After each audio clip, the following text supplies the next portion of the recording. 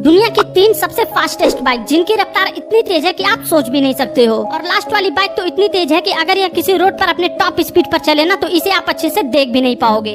Video में आगे बढ़ने से पहले अगर आप भी एक बाइक लवर हो तो वीडियो को लाइक करके चैनल को सब्सक्राइब जरूर करना।